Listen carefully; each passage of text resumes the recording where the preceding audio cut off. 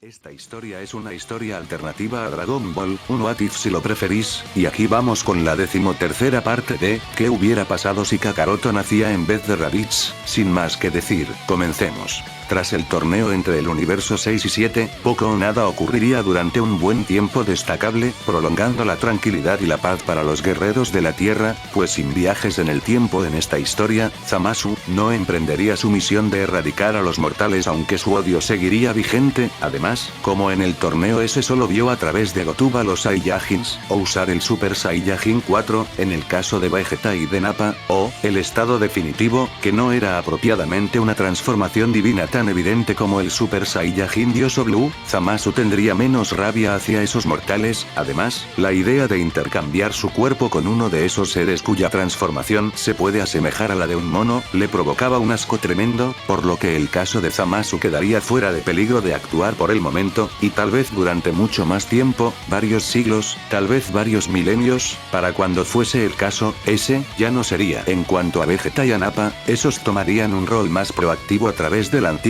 imperio de Freezer, para acabar con todos los traidores o posibles sospechosos de seguir siendo fiel a Freezer, además de aniquilar la corrupción en algunos sectores del imperio que no respetaban las nuevas reformas implantadas por Vegeta y Nappa. También, a modo de compensación por sus oscuros pasados, Vegeta y Nappa aprovecharían los recursos del antiguo imperio de Freezer para colaborar con la Patrulla Galáctica en casos de criminales y organizaciones muy poderosas para los efectivos de la patrulla, siendo así que los Hitters serían detenidos y derrotados por Vegeta y Nappa, a pedido de la Patrulla Galáctica, con Granola también siendo capturado y derrotado, al ese no haber pedido todavía ningún deseo, y dejando tristemente a Monaito solo en el planeta cereal, pero eso no sería algo que los demás entenderían o sabrían sin todo el contexto de la saga de Granola ocurriendo, y al final, Granola era un criminal, un mercenario que trabajaba para los Hitters, y sin ninguna justificación o contexto, él también terminaría encerrado junto con los demás. Mientras esos eventos transcurrían, Kakaroto y Raditz volvieron al planeta de Bills para seguir entrenando arduamente, mejorando sus poderes base brutos para amplificar el poder de sus estados definitivos, pero también, tratando nuevas combinaciones y evoluciones de sus formas ya adquiridas, como por ejemplo, combinando el Super Saiyajin 4 con Ki Divino, sin importar que no llegaran a usar concretamente la forma o que llegasen a controlar su desgaste de energía eficientemente, ya que con el estado definitivo por encima, el desgaste de energía no sería un problema, aún más cuando finalmente aprenderían a usar el Ki Divino combinado con sus estados definitivo, algo que les daría una monstruosa y tremenda ventaja de poder bruto, que los pondría muy por encima del nivel de sus hijos con ese mismo estado definitivo con Ki mortal. Con todo ese transcurso de paz donde nada ocurriría, y con el aburrimiento de no tener a un amigo con el cual jugar, Zenosama se impacientaría, y exigiría librar el torneo del poder de una vez, siendo Daishinkan quien anunciaría la noticia de todos los universos, con por lo menos Kakaroto salvándose de no tener la culpa de la situación en esta ocasión.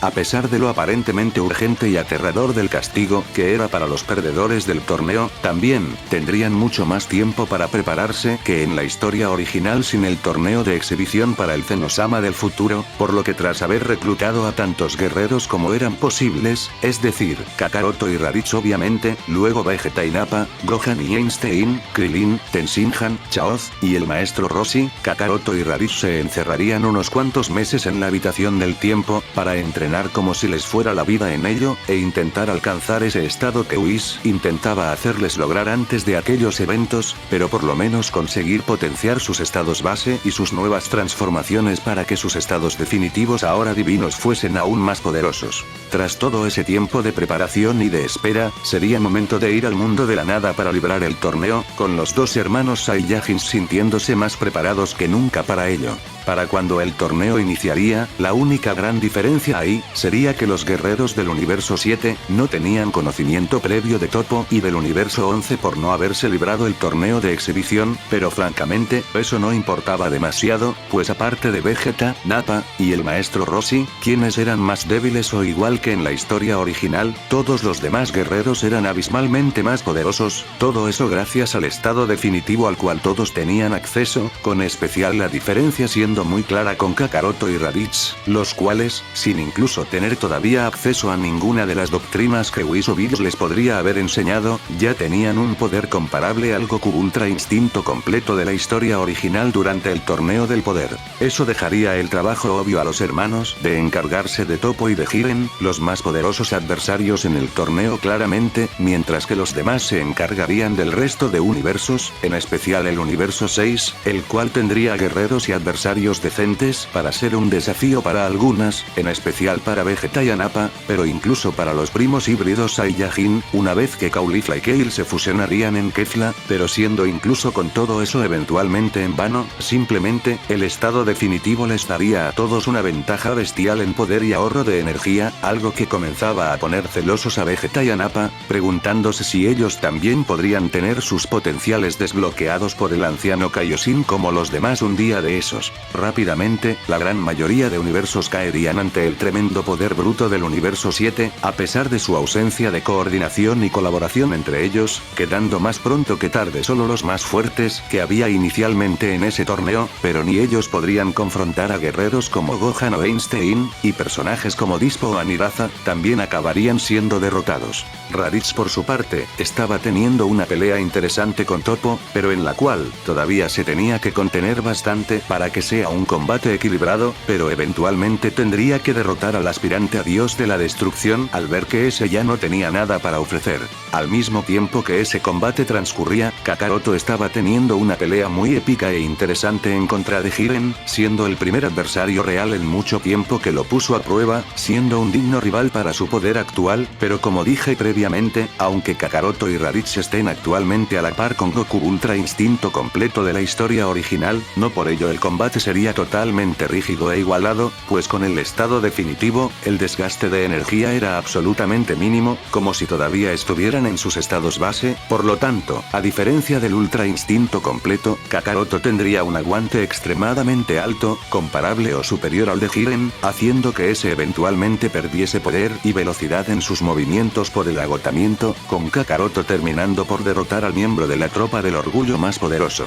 El torneo había terminado, y quitando al maestro Roshi, Tenshinhan y Chaoz, el resto del universo 7 seguía intacto, siendo una clara victoria aplastante. Kakaroto estaba más que nada, muy contento de haber luchado con Jiren, y aunque ese en todo momento fue más fuerte que él, tampoco era una pelea completamente a su favor, habiéndole ofrecido un desafío decente, mientras que Raditz se lamentaba de haberse quedado con el segundón más débil de ese universo. Tenshinhan entonces invocaría a Super Shenlong, dejando a Kakaroto en pedir el deseo que quisiera, siendo ese, el de revivir todos los universos destruidos, siendo la respuesta correcta que Zenosama y Daishinkan esperaban, dejándolos satisfechos, y así, dejando al universo 7 regresar a sus hogares, contentos de poder celebrar la supervivencia de su universo y de los otros, y con ganas y grandes expectativas por los desafíos por venir en un futuro. Y hasta aquí llegamos por el momento con esta historia. No olvidéis suscribiros, y darle like al vídeo, como también de apoyar al canal volviéndoos miembros de ese mismo. Y ahora sí, sin más que decir, nos vemos, hasta la próxima.